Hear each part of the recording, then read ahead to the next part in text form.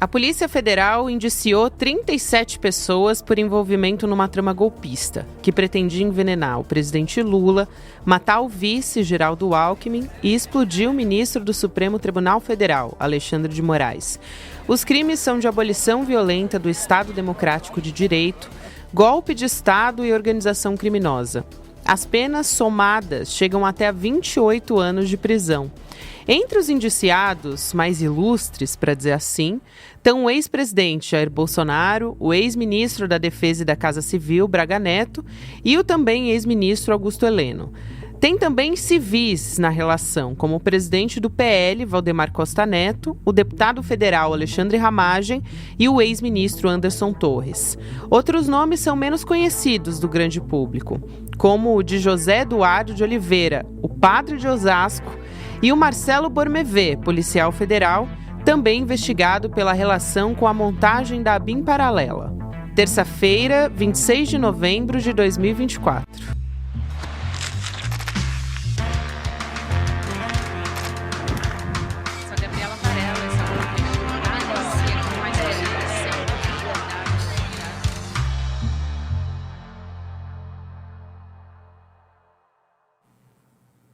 Olá, seja muito bem-vindo, seja muito bem-vinda. Eu sou a Gabriela Varelli e esse é o Videocast em Detalhes.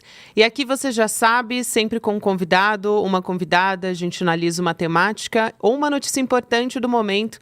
A gente continua falando sobre os indiciados pela Polícia Federal no inquérito do golpe. O jornalista Igor Melo, nosso companheiro aqui no ICL Notícias, trabalha como repórter na coluna da Juliana Dalpiva, também está acompanhando esse caso de perto já há bastante tempo. Conversa comigo aqui no Em Detalhes hoje. Igor, prazer te receber. Obrigada por aceitar o convite, mais uma vez. Gabi, é sempre bom estar aqui de volta. Bom dia, boa tarde, boa noite para nossa comunidade ICL. É muito legal estar aqui com você. Bem tranquilinho, né? Eu te chamar aqui para falar de 37 indiciados e um monte de militar nessa história. A gente vai separar, na verdade, para explicar para todo mundo que está nos acompanhando, a gente separou os nomes talvez de mais relevância, os curiosos que apareceram nessa lista, nem todo mundo está familiarizado, então a gente resolveu trazer aqui algumas explicações e entender como é que eles estão implicados nessa história. Para a gente começar, né, Igor, a gente vai falar sobre dois nomes de destaque, e aí eu explico por que eles são nomes de destaque, além do próprio ex-presidente Jair Bolsonaro, que é o principal dessa história, que são o Walter Braga Neto e também o general Heleno. Esses dois nomes, eles são importantes porque nessa negociação, nesse planejamento de assassinato do ministro Alexandre de Moraes, do presidente Lula e do vice Geraldo Alckmin, eles assumiriam, vamos dizer assim, o papel de chefiar um gabinete de crise depois que o plano tivesse sido executado. Então, eu queria começar por esses dois nomes, até porque o Braga Neto aconteceu na casa dele a reunião para planejar tudo, né? O Braga Neto, ele no governo Bolsonaro, né, durante muito tempo, ele exerceu o cargo de ministro-chefe da Casa Civil, ele foi o chefe da Casa Civil do golpe também, né? Acho que a gente pode dizer isso, porque ele coordenou essas articulações entre o alto escalão, que estavam ali negociando, o próprio Bolsonaro, negociando com o comando das três forças, com políticos, enfim, a possível adesão ao golpe, coordenou isso com o baixo clero, né, que eram os militares que estavam na ponta tentando executar essas ações. Eu acho que tem uma coisa que une esses dois nomes, Gabi, além do fato deles serem generais, obviamente, que é um pouco a cultura do oficialato do Exército Brasileiro. Assim, eu acho que as pessoas não têm muita noção de que o Exército Brasileiro é uma grande panelinha, que é formada muito pelas turmas em que esses oficiais se formam na AMAN, Academia Militar das Agulhas Negras, aqui no interior do Rio de Janeiro, que é a escola dos oficiais, né, do Exército. E o próprio Bolsonaro é da turma de 77 da AMAN, e quando ele montou o governo, ele trouxe basicamente os colegas dele de AMAN, assim, ou da mesma turma ou de turmas próximas. Então o Braga Neto, por exemplo, é da turma de 79, se não me falha a memória, o general Ramos, que não tem uma participação direta no golpe até agora que a gente saiba, mas é um nome ali da cozinha do Planalto, é de 78, o Mourão é de 75, e assim vai. E acaba que essas relações, né, que primeiro tem uma relação de muita cumplicidade entre esses nomes por conta disso, eles criaram uma carreira juntos, então os que são alguns anos à frente, né, alguns anos mais antigos no Exército, acabam em vários momentos chefiando esses oficiais mais novos, e isso gera uma relação ali de décadas. E mostra também que eles também acabam sendo muito produto da cultura da formação do Exército Brasileiro naquele momento. Assim, a gente pode dar um contexto, porque o Bolsonaro fala disso publicamente. Os oficiais que se formaram na AMAN na segunda metade dos anos 70 estavam tendo aula com a linha dura da ditadura, com torturadores, com gente desse tipo. E eles acabam que sempre tiveram um ressentimento muito grande de não terem tido tempo de participar entre aspas, da luta armada na ditadura, porque eles se formaram no final dos anos 70, início dos anos 80, quando a gente já estava no processo de abertura, né? Teve a anistia em 79 e tudo mais. E aí o general Heleno acaba entrando nessa história porque ele vira uma espécie de ídolo dessa galera, desses militares, porque ele é de 69. Então ele teve tempo de estar atuando na prática na ditadura. Inclusive foi auxiliar do general Silvio Frota, que tentou dar um golpe dentro do golpe contra o general Geisel lá já nos estertores da ditadura, e é um nome muito cultuado por quem cultua essa linha dura da ditadura, né?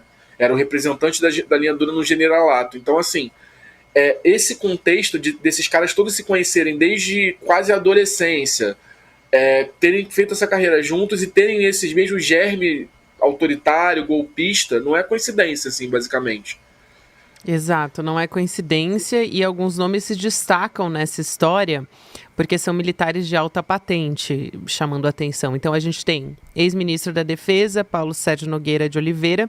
Ele chegou a enviar, quando a gente pega nome a nome, é curioso, porque ele chegou, por exemplo, a enviar um ofício. Todo mundo se lembra dessa história, que chegou lá no Tribunal Superior Eleitoral, porque ele estava reclamando, na verdade, que propostas das Forças Armadas não estavam sendo atendidas. Então, todo mundo deve se lembrar por conta dessa história. Tem também o ex-comandante da Marinha, Almir Garnier Santos, que também você vai poder falar melhor do que eu. Eu destaco também o Ailton Gonçalves Moraes Barros, já foi até indiciado anteriormente junto com Bolsonaro na história do esquema de fraude de cartão de vacinação. Não é isso, Igor? Isso. Eu acho que a gente pode começar até pelo final, que é o Ailton, né? Porque pensando no nome dele, me vem muito à cabeça um áudio que o Fantástico deu agora no domingo. A gente já estava nas investigações, a gente tinha lido a transcrição, mas não tinha ouvido. Que é do general Mário Fernandes, que é um outro nome importante nessa trama. Ele fala que o Bolsonaro tinha que chamar a rataria para participar, para se reunir, para ver o que quer fazer. Não quem tinha essa régua ética elevada. E o Ailton é basicamente a rataria do Exército. Assim, é um cara que foi expulso do Exército por irregularidades, tem uma conduta questionável, e desde então ele ficou nesse submundo de influência no Exército, influência em outras áreas, fazendo rolos ali. E ele foi acionado, ele é amigo, né, desse grupo do entorno do Bolsonaro, também um militar mais ou menos dessa época, e foi acionado pelo Mauro Cid para um rolo que era conseguir o cartão de vacina falsificado para ele, para a mulher e para o Bolsonaro. Ele mora aqui no Rio de Janeiro, então ele foi o responsável por fazer a ponte com o pessoal da Secretaria de Saúde de Duque de Caxias, aqui na Baixada Fluminense, para, enfim, conseguir forjar o sistema do SUS e inserir esses dados para que esses cartões fossem gerados. Então, assim, eu acho que também é um personagem que acaba sendo exemplar dessa coisa, dessa ralé das Forças Armadas, de certa forma, que tem esse tipo de tá aí para fazer negócio, né? De tá aí para rolo. E ele é muito isso, essa rataria que o general Mário Fernandes fala. Você citou também o general Paulo Sérgio, ele é mais um dessa época, que eu estava citando antes, se não me engano ele é da turma de 80, da mãe, então também é contemporâneo de Braga Neto, Bolsonaro, etc. E, assim, é muito importante lembrar que ele é o segundo comandante do Exército no governo Bolsonaro. O primeiro foi o general Puyol, que era colega de turma do Bolsonaro em 77, e que acabou tendo uma postura ali mais independente na pandemia e foi mandado embora. E o Paulo Sérgio entrou basicamente porque ele tinha uma fidelidade canina ao Bolsonaro. Então ele entra, ele muda a política do Exército, né, sobre a pandemia, aderindo ao negacionismo do governo Bolsonaro, e também se coloca nessa trama golpista. Primeiro como comandante do Exército, deixando que o Exército fosse usado para as intimidações. E a gente tem que lembrar, assim, a coisa não começou em 2022, né? O Bolsonaro vinha há anos ameaçando com um rompimento caso ele não conseguisse manipular a eleição, né? Com a bandeira do voto impresso, mas que na prática era para tumultuar a eleição. E fez isso finalmente já como ministro da Defesa, comandando esse processo, entre aspas, de fiscalização das Forças Armadas à urna eletrônica, que para tumultuar também, para gerar confusão e para gerar esse caldo de desinformação que seria usado posteriormente pelo governo Bolsonaro para essa tentativa de golpe, né, que era um braço importante. Inclusive, a PF destaca isso, como essa desinformação sobre o sistema eleitoral era já um primeiro passo do plano de golpe. Né? Então ele tinha essa participação muito, muito importante. E o almirante Garnier, perdão, né, que ele é da Marinha, acho que está um pouco nessa linha também. É outro oficial general muito fiel ao Bolsonaro. Segundo os depoimentos do general Freire Gomes, comandante do Exército, e do almirante Batista, que era o comandante da Aeronáutica à época, foi o único dos três que topou dar um golpe, colocou as tropas dele da Marinha à disposição para dar um golpe. E durante todo o governo Bolsonaro deu entrevistas, declarações, todo tipo de coisa,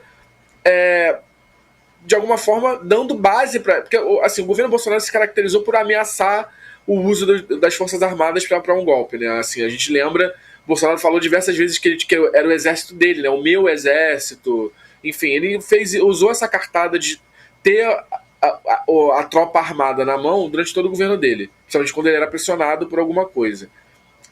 E o almirante Garnier foi plenamente conivente com isso, né? Ele o tempo todo se colocou nesse papel de que vou garantir o que o presidente quiser. E pelo que a gente tem nas investigações, de fato fez isso nos bastidores também. Eu acho fundamental você ter citado, por exemplo, a desinformação, porque um ponto que é de destaque também são esses 6 núcleos, só para explicar para as pessoas, né? Ficou até mais fácil quando você pensa no indiciamento, e isso pode ajudar também na questão do processo jurídico e criminal, quantos anos, enfim, cada um eventualmente vai ter, porque por exemplo, está no núcleo de desinformação, de ataque ao sistema eleitoral. Então, a gente tem o Mauro Cid, por exemplo, nesse núcleo, e em outros também. O Anderson Torres também está nesse mesmo núcleo. Então, a gente tem diversos nomes separados nesses 6 núcleos que a Polícia Federal organizou para poder entender melhor como é que essa trama toda se deu, né? Se organizou. Agora, pensando aqui num outro nome, a gente tem muitos militares de alta patente.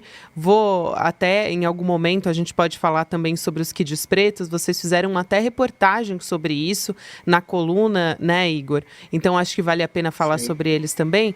Mas tem um nome que se destaca justamente por ser um político de relevância, além do próprio Jair Bolsonaro, que é o Valdemar Costa Neto, que é presidente do PL, a legenda do Bolsonaro justamente. E os indiciados, em sua maioria, eles não são políticos de alta relevância. A gente teve até depois o Alexandre Ramagem se candidatando à Prefeitura do Rio de Janeiro, outros até militares também aparecem na política, mas o Valdemar Costa Neto é um nome de relevância na política nacional e por isso chamou a atenção ele ter sido um dos indiciados pela PF, né? Assim, o Valdemar eu acho que é até um caso difícil de ler, né? Por que ele mergulhou dessa forma nesse plano de golpe? Porque é um cara que fez a vida, né, na democracia, como presidente de partido, como ex-deputado, sofreu o revés de ser condenado no mensalão e ficar preso, tudo isso, recuperou o poder que ele tinha e hoje é presidente de um dos maiores partidos do Brasil.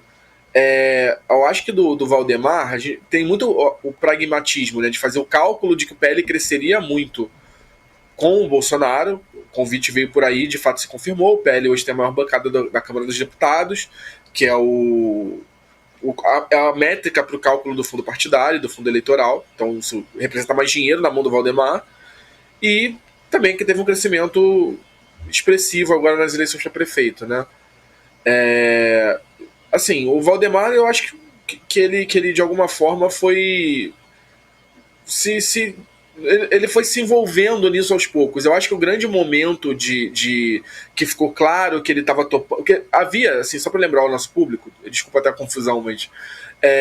Durante a eleição tinha muito um discurso, a gente via isso em colunistas de imprensa, em comentaristas, de que o Valdemar vai tentar de alguma forma dosar esse golpismo do Bolsonaro.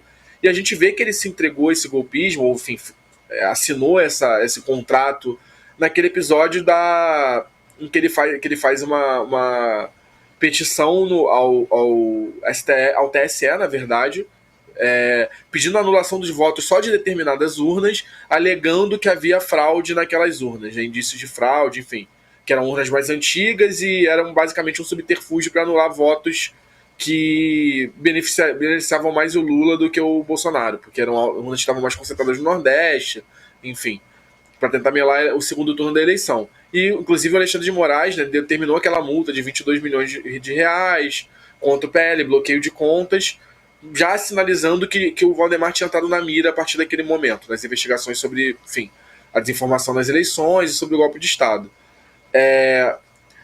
Eu acho que, assim, o Valdemar é um personagem pra gente se observar nos próximos tempos, porque tudo indica que a gente vai ter uma disputa de poder dentro do PL, né? O Bolsonaro sendo condenado, eventualmente nessas ações, ficando inelegível por mais tempo, de uma forma mais sólida pela ficha limpa, já tem gente dizendo de que pode haver uma disputa do grupo do Bolsonaro, né, do Bolsonaro, dos filhos dele, enfim, tentarem tomar o controle do PL. Então eu acho que é uma figura pra gente ficar de olho de até quando fica essa fidelidade, até quando vai ficar de boca calada sobre o Bolsonaro, né? Exato. E aí, tem dois personagens interessantes também, aliás, três personagens interessantes. A gente falou rapidamente aqui do Alexandre Ramagem, que saiu como candidato a prefeito. O Marcelo Bormevet também. Eles fazem parte, vamos dizer assim, eles são um cruzamento do 8 de janeiro, né, do inquérito do golpe, tudo que se desenrolou a partir daí, com a ABIN paralela. Eu acho até interessante traçar onde que esses dois casos se encontram aqui. Tem também um subtenente que faz parte dessa história, que fazia parte do núcleo de inteligência paralela. Então, dando aqui um passo para trás, o núcleo de inteligência paralela é o núcleo que auxiliava na tomada de decisões do próprio Jair Bolsonaro sobre o plano do golpe. Então, eles estavam ali.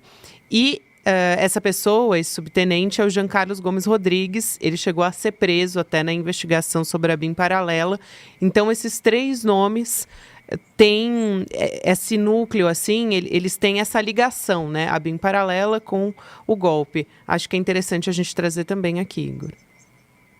Eu acho que esse caso da ABIN paralela como um todo, ele é muito importante a gente botar em contexto, porque ele é a prova de que um plano de golpe não foi um improviso do governo Bolsonaro pela derrota na eleição. Ele foi quase que a razão de existir desse governo. Se a gente lembrar, a expressão ABIN paralela, ela surge no início de 2019, logo após que o Gustavo Bebiano, que era o braço direito do Bolsonaro, sai do governo, brigado com o Carlos Bolsonaro, e começa a botar a boca no mundo. E ele vai para o Roda Viva, né, um programa de entrevistas, e no Roda Viva ele fala que o Carlos Bolsonaro queria montar uma ABIN paralela com alguns policiais federais, 2, 3 policiais federais, porque o Bolsonaro não confiava na ABIN, na ABIN institucional. E essa ABIN paralela realmente aconteceu. Os policiais federais eram o Alexandre Ramagem, delegado, e o Marcelo Bomervé, policial federal, como você citou. E assim, essas pessoas estavam ali basicamente por fidelidade e amizade com a família Bolsonaro também, né? O Ramagem trabalhou na segurança do Bolsonaro na campanha eleitoral, ficou amigo dos filhos dele, tem foto de Réveillon, ele e o Carlos Bolsonaro juntos, por exemplo. E o fato dele estar no governo advém dessa amizade, dessa confiança que ele conseguiu da família Bolsonaro. O Bomervé está mais ou menos nesse contexto também. E o Giancarlo mostra também a adesão dos militares a esse tipo de trama golpista de alguma forma. Acho que vale lembrar, acho que já em 2020, se eu não me engano, tem acusações do Giancarlo estar monitorando o Rodrigo Maia e a Joyce Hasselman, por exemplo, que naquela época estavam rompidos com o governo. Então, assim, essa caldo todo de tentativa de golpe, de espionagem clandestina, de todo esse tipo de irregularidade antidemocrática, está presente no DNA do governo Bolsonaro desde o início. A gente está falando de coisa de 2019, 2020, que veio culminar no 8 de janeiro. Eu acho que esses personagens acabam sendo bem importantes para mostrar isso, né? Como o governo Bolsonaro foi tentando criar e ampliar essas estruturas para viabilizar um golpe de Estado. Assim, acho que é bem a cartilha do autocrata, de alguma forma. Tanto é que a gente também tem que lembrar, o Alexandre Ramagem era diretor da BIM, o Bolsonaro tentou nomeá-lo diretor da Polícia Federal, que é um órgão ainda mais importante, e o STF proibiu essa nomeação, né? Teve aquela crise com o Sérgio Moro e tudo mais. Mas eles todos são assim, eles estão tipo a vanguarda do golpe de Estado, esses personagens que você citou, basicamente. E dentro desses indiciados, né, até a gente tem ainda a expectativa de que outros ainda sejam. Algumas pessoas até sentiram falta de alguns nomes. A gente teve outros depoimentos, né? O Mauro Cid conversou mais uma vez com o Alexandre de Moraes, e a partir daí a gente vai ver o desenrolar dessa história também. Mas ainda dentro desses 37 nomes, tem 2 nomes curiosos ali. Um deles já conhecido pelo público, pelo menos a quem acompanha essa história da extrema-direita, não só na América Latina, mas no mundo todo, que é um ex-estrategista de campanha, um marqueteiro do Javier Milei, que é o Fernando Cerimedo, que chegou até encontros com a família Bolsonaro, então fez lives tentando descredibilizar, né, questionando a segurança das urnas eletrônicas ali em 2022, em lives, em vídeos ao vivo, e depois até os golpistas tentaram utilizar esse material dele para, de certa forma, dar até esse verniz de institucionalidade ali, vamos dizer assim, a esse golpe que eles estavam tramando, né, Igor? Então, um deles é esse empresário argentino, Fernando Cerimedo, como é que ele vem parar aqui nessa história, e sendo um nome de relevância, tanto que está sendo indiciado. E tem um curioso ali, que eu deixo como uma curiosidade para quem está nos acompanhando, que é um padre. Muita gente ficou curiosa quando o nome dele surgiu nessa lista, que é o padre José Eduardo de Oliveira e Silva, que é um padre de Osasco, na Grande São Paulo, e também suspeito de incitar os fiéis dele, né? Assim, falando do Cerimedo, primeiramente, eu e a Juliana fizemos aqui várias reportagens sobre ele ao longo do último ano, né? Assim, tem essa coisa de marqueteiro, de consultor político, mas assim, se a gente for falar português claro, ele é um extremista de direita, é um militante de direita. Ele seria uma espécie de Steve Bannon do Rio da Prata, assim, né? Ele é um cara que é ligado à extrema-direita argentina, que apoiou o Javier Milei, participou da campanha dele, e eu acho que ele tem ele é um personagem importante, que ele pode trazer mais um nome muito importante para essa trama, que é o Eduardo Bolsonaro. Porque, assim, vamos lembrar como é que o Cerimedo vem parar nessa história. A família Bolsonaro estava tentando espalhar desinformação sobre a urna eletrônica loucamente durante a campanha eleitoral, como a gente sabe. O TSE começou a derrubar tudo, e assim, e de fato, se a gente compara o que houve em 2018 com o que houve em 2022, pelo menos parcialmente as autoridades tiveram sucesso em conter a onda de desinformação, tanto pelas medidas que foram tomadas antes, né, da eleição, quanto pela conduta na eleição em si. Então, assim, óbvio que houve desinformação a rodo, isso teve um papel, mas eu acho que teria sido muito pior se a gente tivesse repetido 2018. E nesse movimento de cair vídeo, cair conteúdo por ordem do TSE, alguém teve a ideia brilhante que é falar, tá, o TSE tem jurisdição no Brasil. Então, o que acontece se a gente fizer um conteúdo de desinformação fora do Brasil?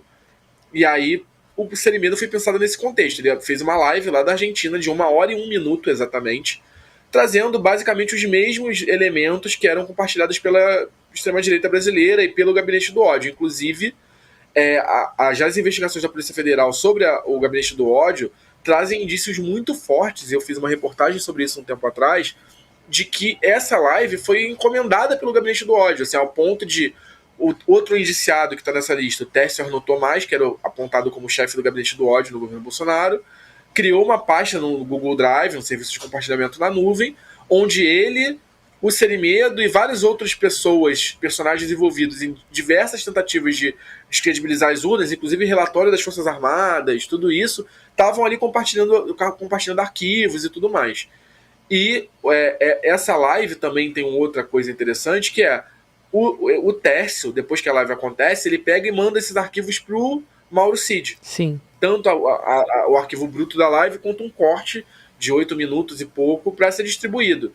O que também indica, a gente não tem ainda essa prova 100% definida, mas indica de que de alguma forma a campanha do Bolsonaro, seja legalmente, seja nos porões, também disseminou o conteúdo dessa live. Posteriormente, porque o Mauro Cid estava envolvido com isso, assim, né? Com a campanha eleitoral também, embora continuasse nomeado no governo. Então, assim, ele é um personagem que, se for investigado mais a fundo, pode trazer, inclusive, o Eduardo Bolsonaro para a baila. Por quê? Porque todo mundo sabe que o Eduardo Bolsonaro é o responsável no grupo político do Bolsonaro por fazer essa interlocução internacional. Exato. Então, assim, é razoável pensar, não estou afirmando que isso aconteceu, mas é razoável pensar que ele pode ter tido um papel nessa ponte. Eu acho que é um personagem importante por causa disso. O padre é engraçado porque, embora ele seja um padre, ele faz parte do núcleo jurídico, né? Você estava falando dos núcleos, ele faz parte do núcleo jurídico do golpe, de gente que ficou debatendo ali as minutas golpistas. Ele é um influencer de extrema-direita também, ele tem mais de 500 mil seguidores nas redes sociais. Até a gente acaba, né, por conta dessa ascensão dos evangélicos, esquecendo que existe uma ultradireita católica no Brasil, e ele é um expoente disso. Agora, eu acho que ele foi pensado por um nome que é o Felipe Martins, que era assessor da presidência da República, que é um cara que é muito ligado nesse ecossistema da extrema-direita católica, né? Que é um extremista de direita até mais tradicional do que os bolsonaristas, é um cara que tem mais bagagem, digamos assim, que está mais integrado nesses movimentos internacionais, e é um ultraconservador católico também. Então ter um padre nessa história, justamente no trabalho que ele estava desenvolvendo para o golpe, que era apresentar essa minuta, né, faz todo sentido. Se você parar para pensar, embora a primeiro momento você bate o olho e fala, pô, um padre não tem nada a ver, o que está acontecendo? Mas quando você pensa em quem é o Felipe Martins, faz sentido que tem um padre na história também. Excelente. E o Felipe Martins, só para lembrar, foi o cara que apresentou a minuta golpista para os comandantes das três forças, ao lado do Bolsonaro. Então, assim, esse é o papel do padre na história, digamos assim. Excelente, Gormelo. Muito obrigada. Sempre um prazer te receber aqui. E acho que faz muito mais sentido, amarra muito mais essas histórias com toda essa investigação que você e a Juliana sempre trouxeram por aqui, e analisando, não nome a nome, mas os principais a gente conseguiu entender muito melhor por aqui. Obrigada, prazer te receber. Até mais. Gabi, muito obrigado pelo convite, tuas ordens aqui. Espero que tenha dado para entender que é tanta informação que a gente vai metralhando, né? Mas tentei fazer um resumo aqui para vocês e, enfim, tuas ordens aí. Quando precisar, é só chamar. Combinado. Foi ótimo, como sempre. Até mais, querido. Valeu. Nessa reta final por aqui, quero lembrar você também que a gente está para lançar a nossa primeira pós-graduação do ICL. Então, é uma pós-graduação que é a cara do ICL. Você pode se inscrever para ficar sabendo de tudo pelo link em detalhesicl.com.br. A gente vai juntar essa potência transformadora do ICL com a tradição da FESP, que é a Escola de Sociologia e Política do Brasil. É a primeira escola de Sociologia e Política para criar esse curso. Então, você fica por dentro no dia 28 de novembro, quinta-feira, 8 horas da noite. Eduardo Moreira e Gessé Souza também vêm apresentar todos os detalhes, quem vão ser os professores, a grade, as aulas. Então, vem com a gente, vale muito a pena vir no ao vivo para garantir também as condições exclusivas para a matrícula. Obrigada para você que me acompanhou até aqui. Agora você fica com o Mercado Investimentos. Na sequência tem Rolê ICL e você pode nos ouvir nas plataformas de áudio de segunda a sexta-feira. Até amanhã. Faltam só 2 dias para um momento histórico para o ICL e diria até para a educação no Brasil. O lançamento da pós-graduação reconhecida pelo MEC do ICL em parceria com a FESP, uma das maiores escolas do país, onde estudaram Darcy Ribeiro, Florestan Fernandes, Sérgio Buarque de Holanda e tantos outros nomes. Se você já está inscrito, segura as pontas aí que está chegando e você vai ficar impressionado com os cursos que a gente vai oferecer e com os professores que vão dar essas matérias. Ninguém pode perder esse momento histórico. Um abraço e até daqui a bem pouquinho tempo.